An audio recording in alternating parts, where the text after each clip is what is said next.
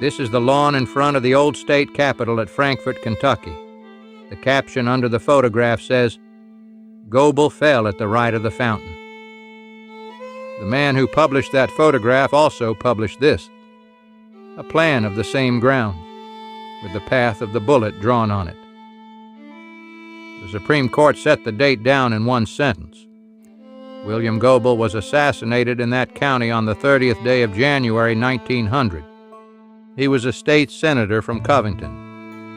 He had run for governor that November, and by the returns he had lost. What that one bullet produced is a paper trail, 2 opinions of the Supreme Court, a book written in a jail cell, and 1 paragraph in the official biography of the United States Congress that does not mention any of it. Start with the count. The election was held on the 7th of November, 1899. Justice John Marshall Harlan, a Kentuckian, put the numbers in the United States reports. Taylor, 193,714.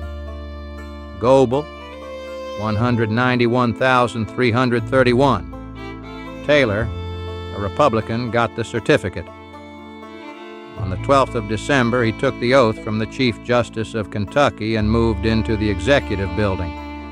Caleb Powers was on the same ticket. He had been elected Secretary of State, and his office was in that same building. Kentucky's Constitution says a contested governor's election is decided by both houses of the General Assembly, not by a court. And the legislature was Democratic. Goebel filed his contest, and so did his running mate, J.C.W. Beckham. The statute called for a committee of 11, drawn by lot from a box. 10 of the 11 were Democrat. 6 years later, Justice Brewer wrote about that drawing.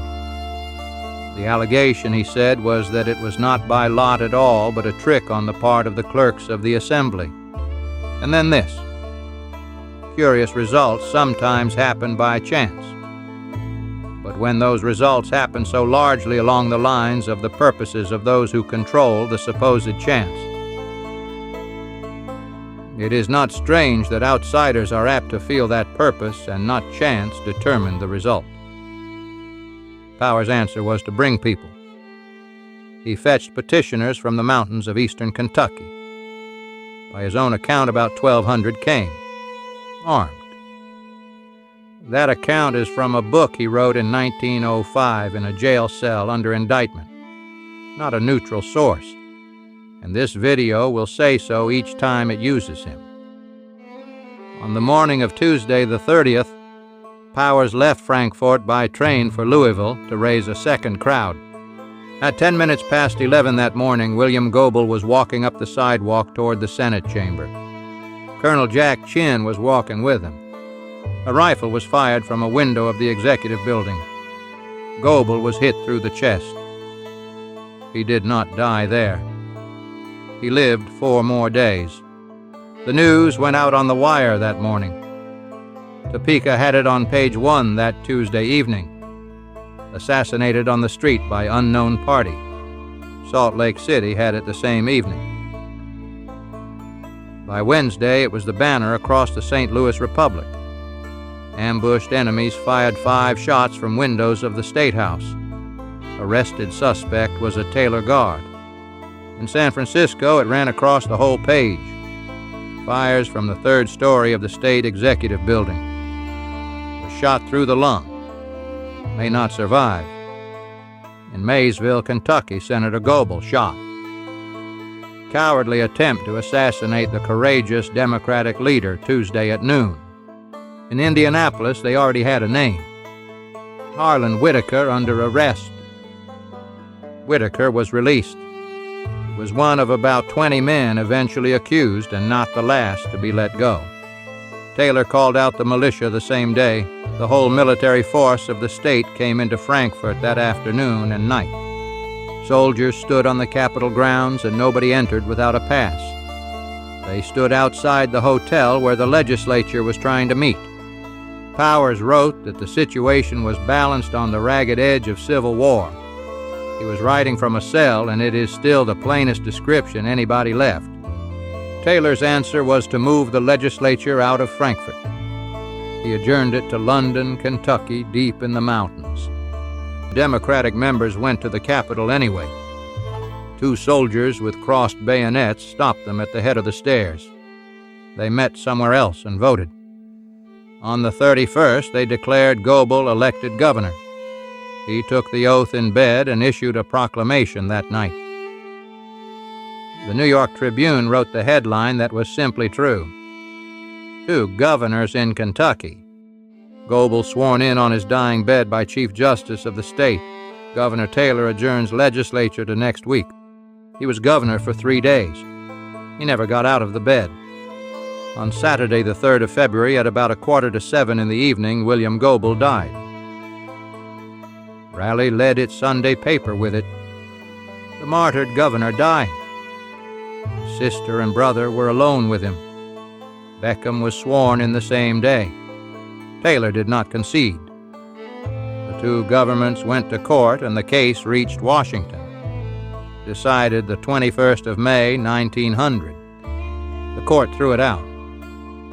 The office of governor, it held, was not property in itself. No federal question arose, and it would not review the General Assembly. 3 justices disagreed, and no dissent prevailed. Taylor left for Indiana, and Indiana refused to send him back. On the 9th of March, 1900, they arrested the Secretary of State. Powers was charged as an accessory before the fact to the willful murder of William Goebel. The rifle, the state said, was fired from his office window. The next day, Powers produced a pardon, signed by Taylor for a crime he had not yet been indicted for. Taylor was by then in Indiana. Kentucky held the pardon void. Powers pleaded it at every trial, and it was refused every time. He was indicted in Franklin County and tried on a change of venue in Scott County. He was tried there in July 1900 before Judge James Cantrill. Convicted. Life. The Court of Appeals reversed it. He was tried again in 1901 before the same judge who refused to step aside. Convicted again. Here's what his lawyers told the federal courts about that jury. Of 125 men summoned in Scott County, all were partisan Goebel Democrats except 3. Of 168 summoned in Bourbon County, all were partisan Democrats except 3. 290 men summoned. 284 Goebel Democrats. 6 Republicans. A Kentucky statute closed the door on appealing any of it. Section 281. Decisions on challenges to the panel shall not be subject to exception. The 3rd trial came in 1903. This time the jury fixed the penalty at death, and he was sentenced to hang. So he wrote a book. My Own Story by Caleb Powers. Bob's Merrill, 1905. Illustrated from photographs, including this one captioned, "Writing the closing lines of my book." He wrote it in the Louisville jail. The last chapter describes the room. 13 other prisoners. Murderers, thieves, pickpockets, men in the throes of delirium tremens. He argues his innocence for 400 pages, and nobody should take him on trust. But he saw the inside of that jail, and nobody else wrote it down. On the murder, he claims no answer. The twigs of the trees on Capitol Square, he wrote, have whispered the dark story among themselves, and it has gone no farther. His lawyers then tried a different door. They moved the case out of Kentucky into a federal court under an old Reconstruction statute, Section 641. That statute lets a defendant move a state case when he cannot enforce his equal civil rights in that state's courts. It was written after the Civil War, and every case decided under it had concerned black defendants. The court's answer was short. The rules apply equally to the white race. The statute is for the benefit of all of either race whose cases it embraces, and not alone for one. Kentucky against Powers, decided the 12th of March, 1906. The opinion of the court was delivered by Justice Harlan. the Kentuckian, who had dissented 6 years earlier. He did not soften what was in the record. Looking alone at the petition for removal, the trials of the accused disclose such misconduct on the part of administrative officers connected with those trials as may well shock all who love justice and recognize the right of every human being accused of crime to be tried according to law. He quoted a Kentucky appellate judge on the trial judge's view that it was no offense against the 14th Amendment to exclude Republicans from a jury for being Republicans. As for whether it was true, the court noted that the Commonwealth of Kentucky had not filed a reply. Said allegations must therefore be accepted as true. And then the court sent him back. Congress, it held, had never given federal courts the power to take a case out of a state court for this. The prosecution remanded to the state court. The custody of the accused surrendered to the state authorities. It is so ordered. He was tried a fourth time before the same courts in the same county. That jury could not agree. Powers said afterward that 10 of the 12 had voted to acquit. On the 13th of June, 1908, Governor Augustus Willson pardoned Powers and James Howard. Powers walked out at 10 that morning. Willson gave his reasons in writing. The applications were supported by petitions signed by nearly 500,000 people, some 240,000 Kentuckians, and he noted a large proportion are Democrats. James Howard was the man the state said actually fired the shot. He walked out the same morning. Henry Yahtzee, who had confessed and then unconfessed, was serving life and did not. A reporter asked Powers that afternoon whether he meant to go back into politics. He said, "Don't mention politics to me."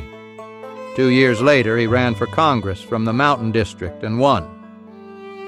This is his entry in the biographical directory of the American Congress. Born near Williamsburg, Whitley County.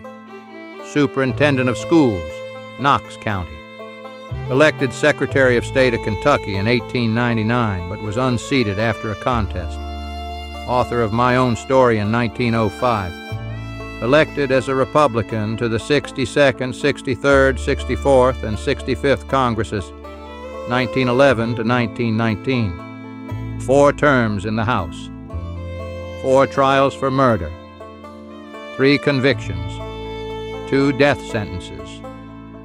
None of that is in the paragraph. Unseated after a contest, that is the whole of it. What the record does not settle is who fired. 20 men were accused.